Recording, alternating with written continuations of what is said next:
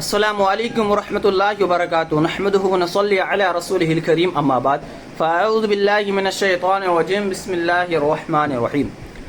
اللہ تعالیٰ قرآن مقدس میں ارشاد فرماتا ہے لقد من اللہ علی المؤمنین اذ بعث فیہم رسولا۔ تحقیق کہ اللہ تعالیٰ نے مومنوں پر ایک رسول بھیج کر کے احسان فرمایا۔ مسلمانوں، احسان جتلانا، احسان کرنا، کر کے اس پر جتلانا کن باتوں پر کیا جاتا ہے؟ یا تو وہ نعمت بہت بڑی خوب ہوگی، اگر وہ نعمت بڑی شان والی ہے تو اس نعمت پر احسان جتلاتا ہے۔ تو اللہ تعالیٰ نے حضرت آدم علیہ السلام کو بھی اس دھرتی پر پیدا فرمایا، حضرت موسیٰ کو بھی اس دھرتی پر پیدا فرمایا، حضرت شیس علیہ السلام کو بھی اس دھرتی پر پیدا فرمایا، حضرت عیسیٰ علیہ السلام کو بھی اس دار فانی میں مبعوث فرمایا۔ کم و بیش 1,24,000 2,24,000 پیغمبران اعظام و رسولان کرام کو اس دار فانی میں مبعوث فرمایا تاکہ بندوں کی ہدایت کرے، بندوں کی رشد و ہدایت کے لیے مبعوث فرمایا۔ تو کسی نبی کے بارے میں یہ نہیں کہا اے مسلمانوں کہ ہم نے تم پر حضرت آدم کو بھیج کر کے احسان فرمایا، ہم نے تم پر حضرت داؤد علیہ السلام کو بھیج کر کے احسان فرمایا، ہم نے تم پر حضرت موسیٰ علیہ السلام کو بھیج کر کے احسان نہیں فرمایا۔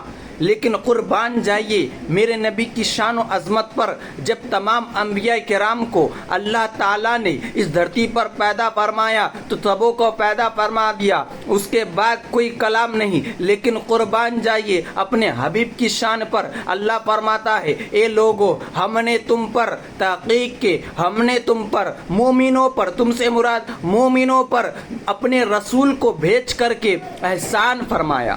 پتہ یہ چلا کہ ہمارے نبی کی شان نرالی ہے، ہمارے نبی کی کمالات بے شمار ہے۔ اگر ہمارے نبی بھی ایسے ہوتے تو یہاں پر احسان جتلانے کا کوئی لفظ ہی نہ ہوتا۔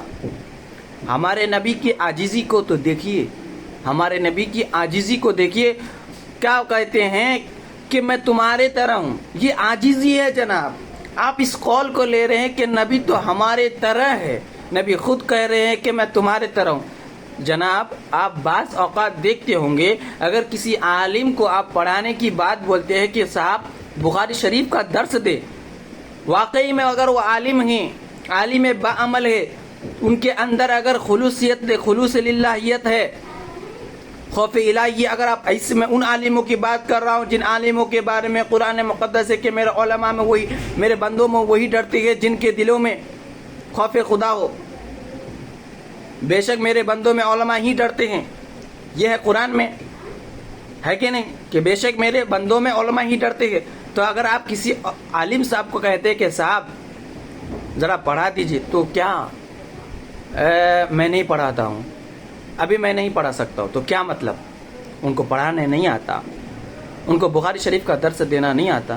یقیناً ان کو آتا ہے جناب، وہ ان کی عاجزی ہے، انکساری ہے۔ تو یہی یہاں پہ اللہ کے نبی نے فرمایا تاکہ ہمیں اپنے قریب بنا لے، تاکہ لوگ ان کو قریب جان لے، ورنہ کوئی بادشاہ کے قریب جانے سے بھی ڈرتا ہے۔ اللہ کے نبی نے عاجزی دکھا کر کے اس قدر فرما دیا کہ میں تمہارے طرح ہوں، تاکہ کوئی بھی مسئلہ آ جائے تو تم ڈرو نہ کو، آپ گھبرائیے نہیں، آپ آ کر کے بلا جھجک مجھے پوچھ سکتے ہیں، کیونکہ میں قرآن خود فرما رہے ہیں، آپ کا میرا قول ہے، قرآن خود فرما رہا ہے وَمَا أَرْسَلْنَاكَ إِلَّا رَحْمَةً لِّلْعَالَمِينَ، اے محبوب ہم نے آپ کو سارے جہان کے لیے رحمت بنا کر کے بھیجا۔